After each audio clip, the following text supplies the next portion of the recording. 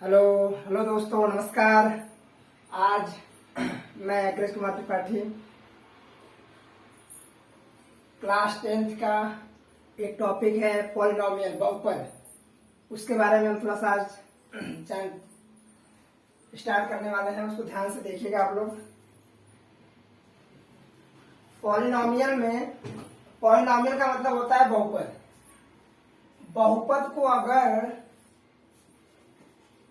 हम इसका जो मैथमेटिकल अर्थ छोड़ के अगर हम इसको हिंदी में देखिए इसका क्या मतलब होता है, तो यहाँ पे लिखा गया है बहुपद। अगर इसको दो पार्ट में डिवाइड करें तो ये होगा बहु और ये क्या होगा, पद।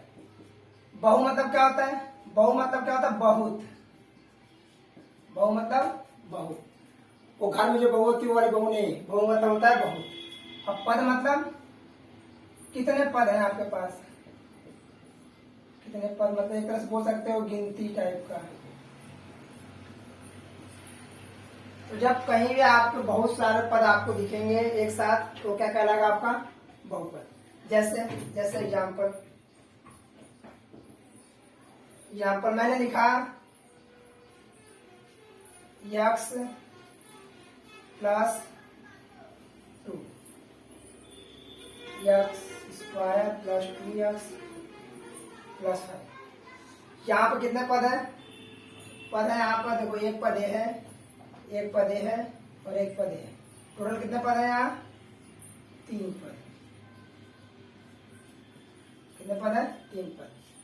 तो 3 पद है, 3 पद भी हुए तो इसको हम त्रिपदी भी बोल सकते हैं और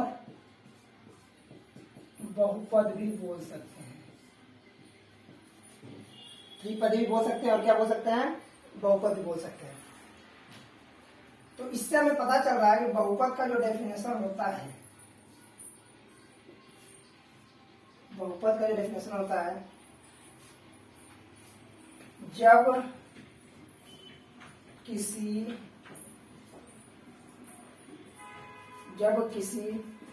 व्यंजक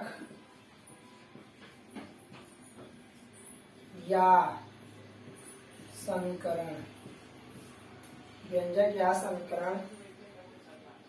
में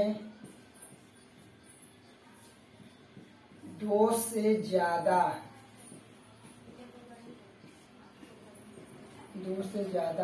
पद होते हैं, तो जब किसी व्यंजक या समीकरण में 2 से ज्यादा पद होते हैं तो उसे बहुपद कहते हैं। इसे क्या कहते हैं? बहुपद कहते हैं। ठीक है, बहुपद कहते हैं। जैसे एग्जाम्पल में हो जाएगा आपका px equal to x square plus 2x plus 3, x square plus 2x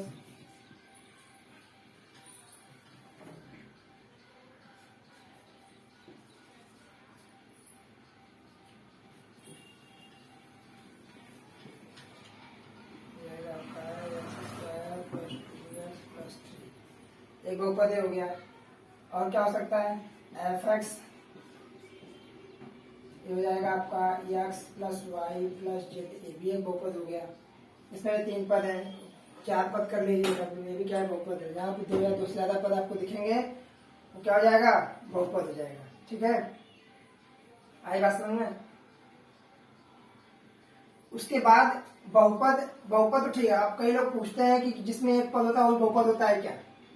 तो बहुपद तो नहीं बोल सकते उससे, लेकिन बहुपद से ही रिलेटेड है। जैसे हम अगर जानना चाहें तो क्या कहें? जैसे होता है आपका एक पदीय व्यंजक।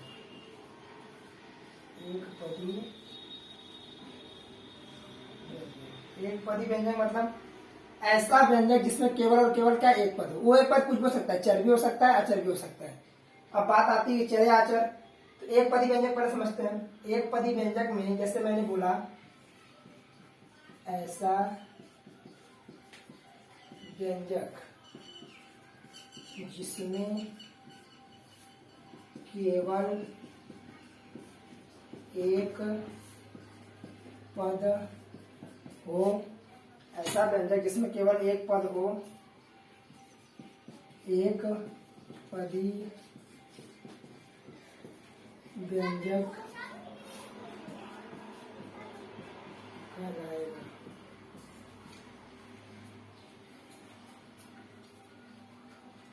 वो व्यंजक में पद, व्यंजक में उपस्थित, व्यंजक में उपस्थित पद चर या अचर दोनों हो सकते हैं।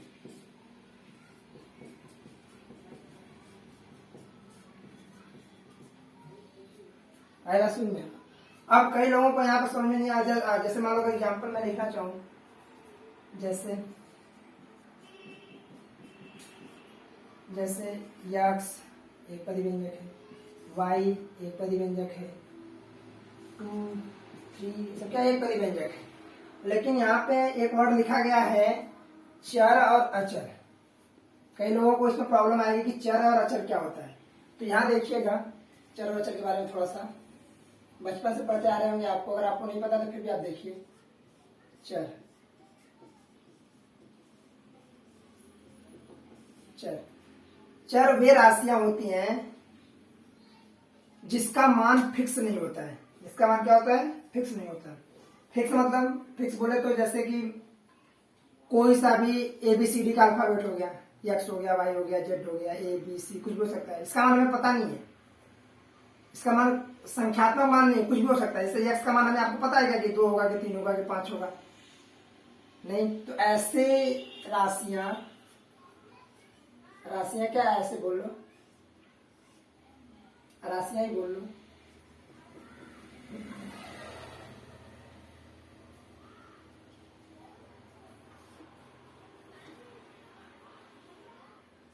चल ऐसा पद जिसका मान नियत फिक्स मतलब नियत मतलब कांस्टेंट, इसका मान नियत नहीं होता है, चर पद कहलाते हैं। बस सीधे तरह समझिए, जिसका मान नियत नहीं होता है वो चर कहलाते हैं। आपसे कोई भी पूछे कि चर क्या होता है, अपने दिमाग में डाल दीजिए कि ऐसा पद जिसका मान नियत हो, ऐसे ऐसी वैल्यू जिसका मान हमें नियत पता नहीं, जिसका मान पता नहीं होता है, वो क्या क्या होता है? चर। जैसे कि आपका हो जाएगा एक्स वाई जेड ABC कुछ भी हो सकता है। अचर क्या होता है? अब अगर आप चर समझ गए हैं तो अचर भी समझ रहे होंगे। समझ भैया, अचर क्या होता है? अचर जैसे कि वे पद जिसका मान हमें पता होता है, जिसका मान हमें फिक्स होता है, जिसका मान हम कोई ऑपरेशन लगा के चेंज कर सकते हैं। ऑपरेशन मतलब बोले तो जैसे कि जोड़ कर दें, घटाना करके, गुणा भाग करके चेंज किया जा सकता है, और किसी के द्वारा चेंज नहीं किया जा सकता, वो सब क्या होते हैं? अचर पद होते हैं। समझ आई बात? जैसे कि 5 आपको बोल दिया गया तो 5 क्या है? अचर पद है। 5 को चेंज कर सकते हैं कि आप बिना कुछ ऑपरेशन लगाए, उसमें या तो जब तक कुछ ऐड नहीं करेंगे या कुछ घटाएंगे तब तक उसको चेंज नहीं कर सकते, तो होता है अचर पद। तो अचर पद ऐसा पद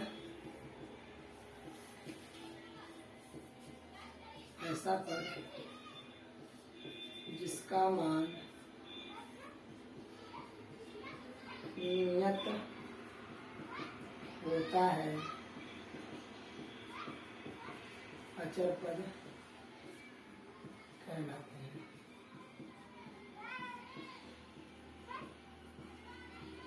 जैसे 2 5 7 कुछ भी हो सकता है, यानी कोई से भी नंबर हो सकता है, इसका मान हम चेंज नहीं कर सकते। तो इतनी बातें आप लोग समझ आई।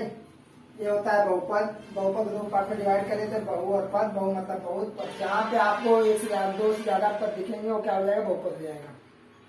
जैसे example x square 2x plus यहाँ कितने पद हैं, 1 2 3, देखो 3 पद है, त्रिपदी या त्रिपदी बोल सकते हो या बहुपदी बोल सकते हो इसको। तो बहुपद का डेफिनेशन में क्या पता चला, जब किसी व्यंजक या समीकरण में दो या चलो ठीक है, दो से ज्यादा, ठीक है यार, दो से ज्यादा पद होते हैं तो उसको क्या कहते हैं, बहुपद कहते हैं। तो एग्जाम्पल पे इतना 3 पद है, यहाँ पे 4 पद है, बहुपद है। उसके बाद बहुपद तो जान लिए, लेकिन बहुपद से पहले बहुपद आया कब हुआ, जब एक पद आ चुका होगा, द्विपद आ चुका, उसके बाद बहुपद की बात चली होगी। तो एक पदी व्यंजक देखते हैं। एक पदी व्यंजक, एक नाम सीख ले रहे, एक पदी मतलब एक पद, जैसा व्यंजक जहाँ पे केवल एक पद हो तो क्या कहलाएगा आपका, एक पदी व्यंजक कहलाएगा। जैसे एक्स वाई 2 3 कुछ भी हो सकता है, वो चर या अचर कुछ भी हो सकता है। अगर चर भी आपको कोई लिख दिया कि 2 लिखा है, आपको पूछे बहुपद, क्या बोलेंगे, एक पदी बहुपद है, अचर पद है उसमें।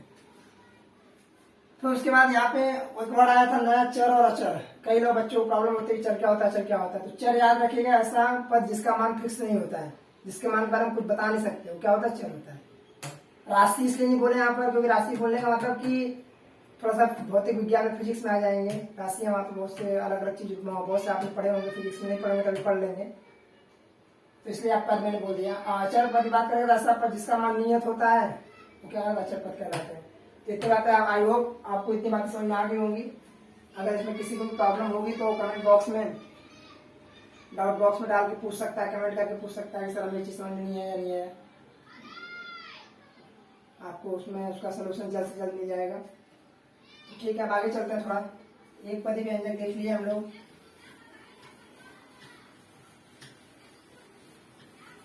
एक पदी व्यंजक के बाद बात आती है द्विपदी।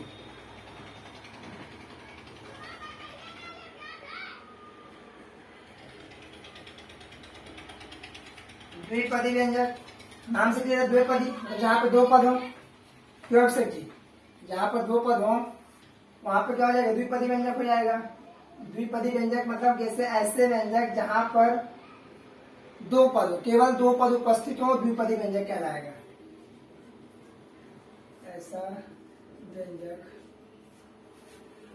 जहां पर केवल दो पद होते हैं, ऐसा व्यंजक जहां पर केवल दो पद होते हैं, द्विपदी व्यंजक कहलाता है।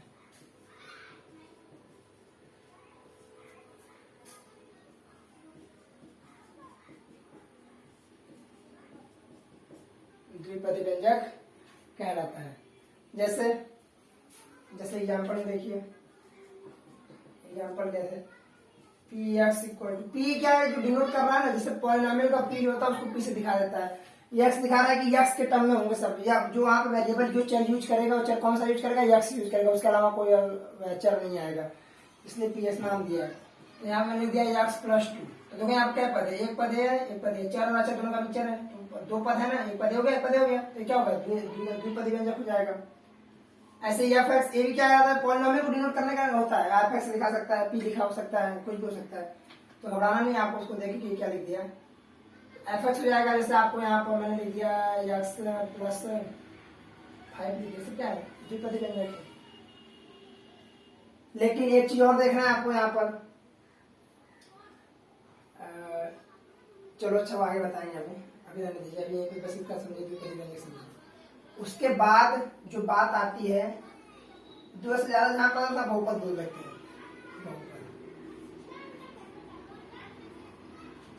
जनरल सामान्य बहुपद जो होता है, सामान्य बहुपद को लिखते हैं हम P x equal to a0 x के power n plus a1 x के power n minus 1 plus a2 x के power n minus 2 plus dot dot dot dot dot कहाँ तक जाएगा ये, an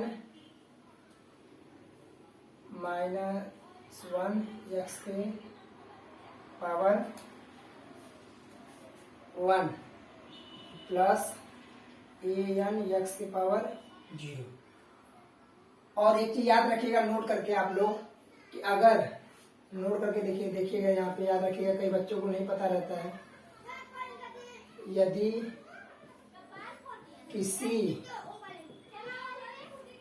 किसी चर या अचर के घात, घात मतलब कि जैसे घात, अगर आपसे घात की बात करें बता देते हैं कि अचर के घात पर शून्य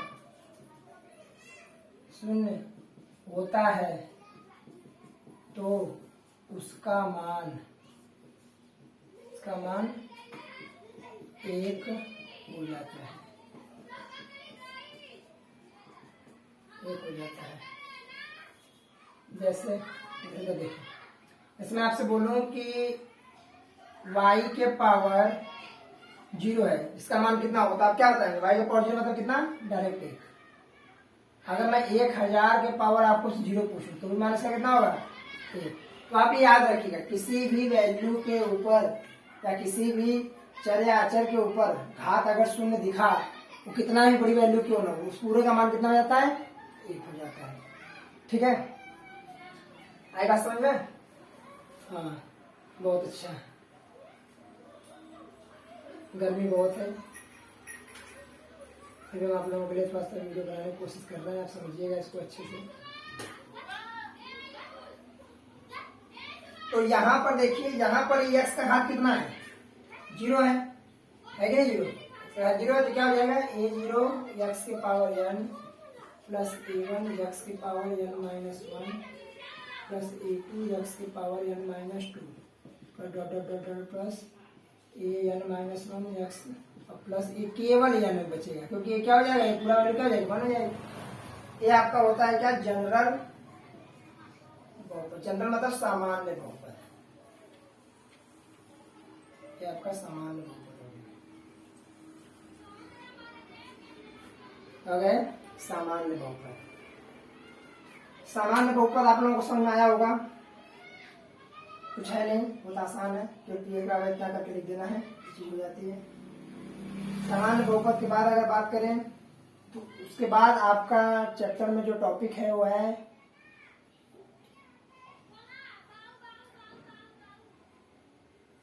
के बाद जो चैप्टर में टॉपिक है आपका है वो डिग्री। किसी बहुपद का घात, बहुपद का घात कितना हो सकता है वो बताना है, तो उसको देखते हैं।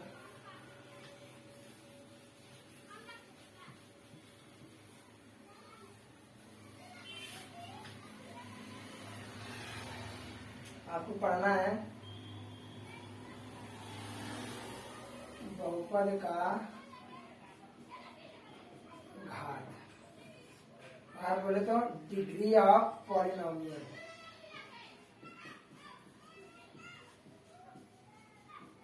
डिग्री ऑफ पॉलिनोमियल है, पॉलिनोमियल, डिग्री ऑफ पॉलिनोमियल। घात मतलब होता है डिग्री। अब जैसे मैं आपको यहाँ पे लिखूं, पहले समझिएगा, मैं आपसे बोलूं कि x के पावर 5 है, x के पावर 5 की डिग्री कितनी है?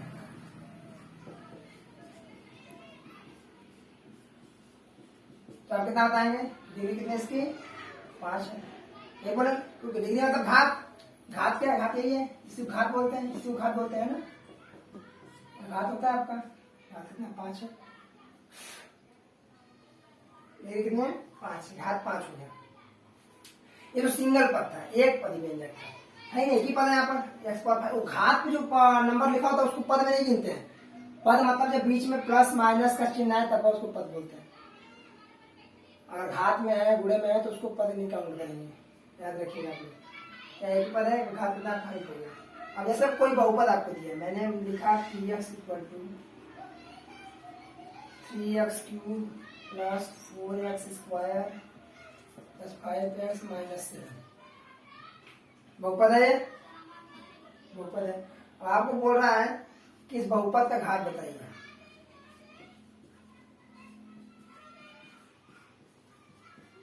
बहुपद की घात, तो बहुपद की घात क्या होगी? ये सारे पदों में, ठीक है, आप सब जगह x है, तो सबसे ज्यादा घात वाली वैल्यू ढूंढो। सबसे ज्यादा घात वाली वैल्यू कौन सी है? यही है। मतलब जो बहुपद आपको दिया है, बहुपद में जो सबसे ज्यादा घात होगा वही उसका क्या होगा? डिग्री होगी। डिग्री होगी तो बहुपद की घात है, इसको क्या बोलते हैं? डिग्री बोलते हैं। तो बहुपद की डिग्री क्या होगी? कितनी होगी यहाँ पे? 3।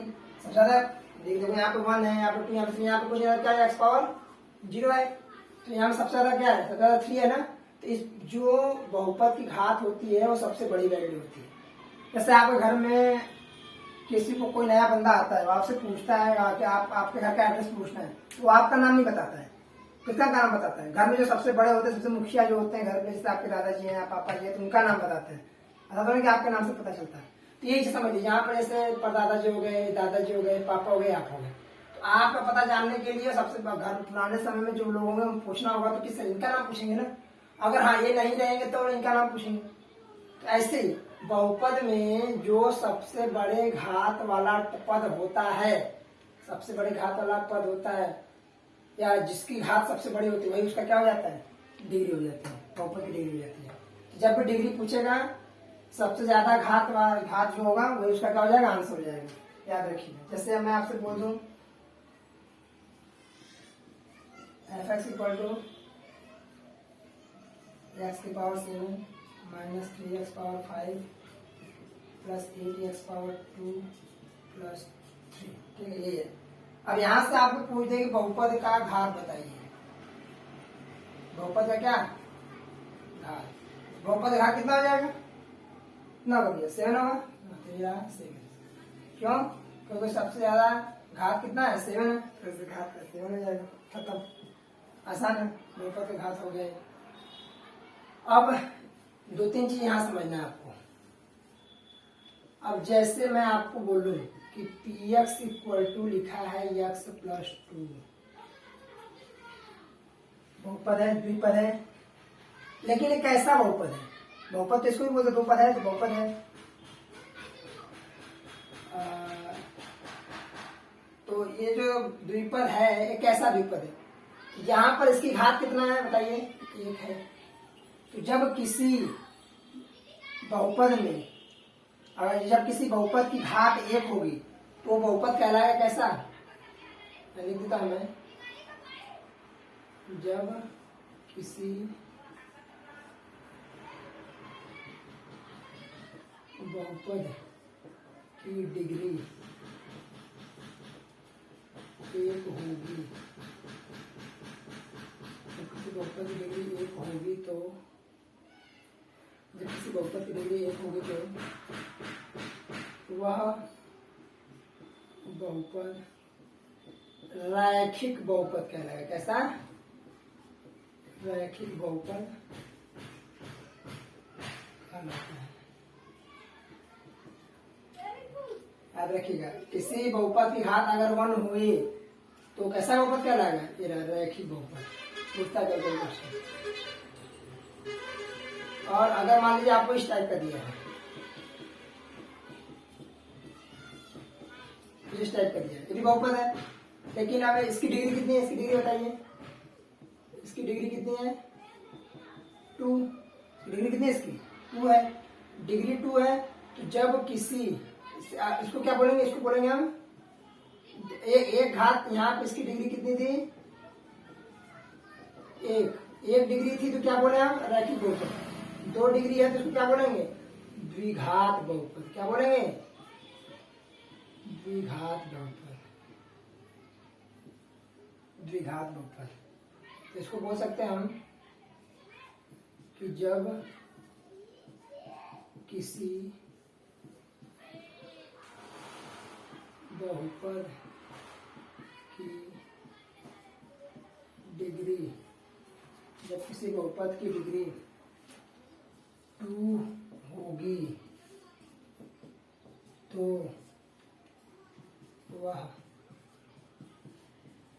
द्विघात बहुपद कहलाता है। ठीक, ये आपका था अगला टॉपिक, डिग्री ऑफ पॉलिनोमियल बहुपद का। घात। अभी आपने बहुपद पढ़ा, बहुपद क्या होता है, एक पदी क्या होता है, द्विपदी क्या होता है, त्रिपदी क्या होता है, उसके बाद बहुपद का घात देके डिग्री निकालना सीखे। डिग्री के बाद अगर डिग्री 1 होगी तो कौन सा बहुपद कहलाएगा, डिग्री 2 होगी तो क्या कहलाएगा, बाकी डिग्री 3 होगी तो त्रिघाती बहुपद बोलते हैं, उसके बाद बहुपद बहुपद बोलते चले जाते हैं। और डिग्री बताते हैं, नाम पर्टिकुलर नहीं देते हैं, केवल एक दो घाते के लिए बोला जाता है, आपको याद रखिएगा, ठीक है। हाँ, दो चीज और देख लीजिए आप लोग। ऐसे अभी तक आप लोगों ने एक पदी, द्विपदी, त्रिपदी, बहुपदी सब देखा, लेकिन थोड़ा सा कभी कभी आपसे लोग पूछ देते हैं कि अचर बहुपद और शून्य बहुपद क्या होता है। तो यह अचर बहुपद, अचर बहुपद होता है ऐसा बहुपद जिसका घात शून्य होता है, वो अचर बहुपद कहलाता है। जैसे बताऊं, ऐसा बहुपद जिसका घात शून्य होता है, घात शून्य होता है, अचर बहुपद कहलाता है।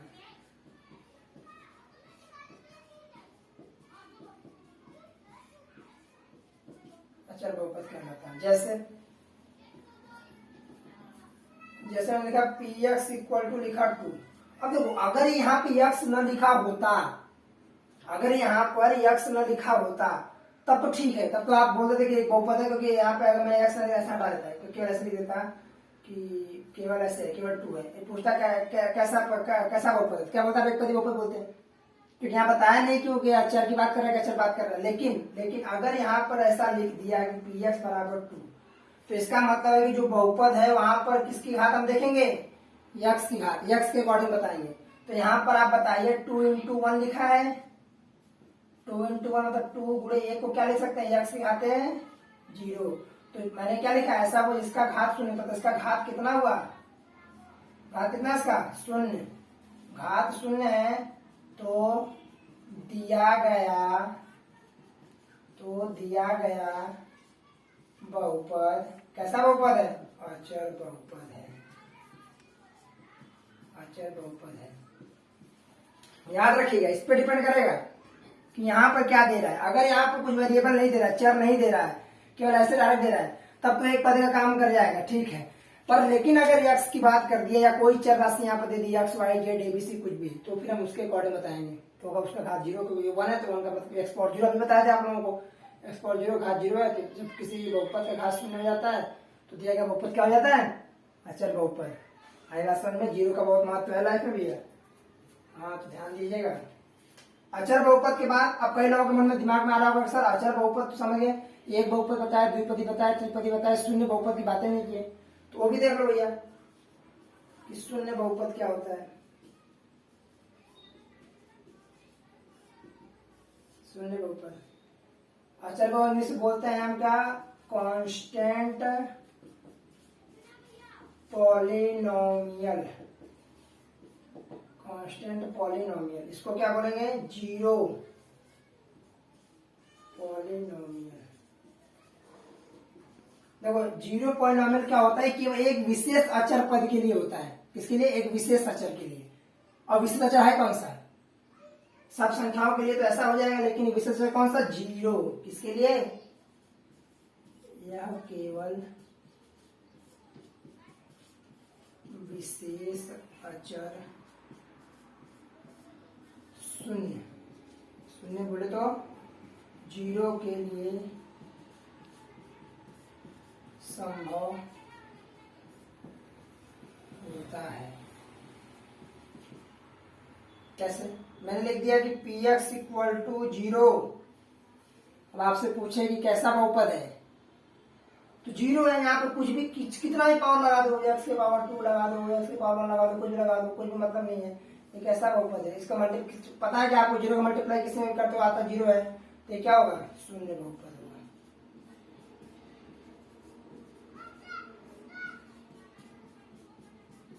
आएगा समझ में, क्लियर है। तो आज हमने केवल बहुपद का क्या पढ़ा है, इंट्रोडक्शन, परिचय पढ़ा है कि बहुपद में क्या क्या है, कैसे क्या होता है बहुपद, ये सब चीजें देखा, कितने टाइप्स के होते हैं, शून्य बहुपद, अचर बहुपद, एकपदी बहुपद। अब इसके आगे नेक्स्ट क्लास में हम लोग पढ़ेंगे कि शून्य कैसे निकालते हैं बहुपद का, ग्राफी ज्यामिति विधि द्वारा शून्य कैसे निकालते हैं। तो मजा आने वाला है आपको हमारी क्लास में, जुड़े रहिएगा। और क्लास को अच्छा लगे तो लाइक, शेयर और सब्सक्राइब जरूर कर दीजिएगा। धन्यवाद।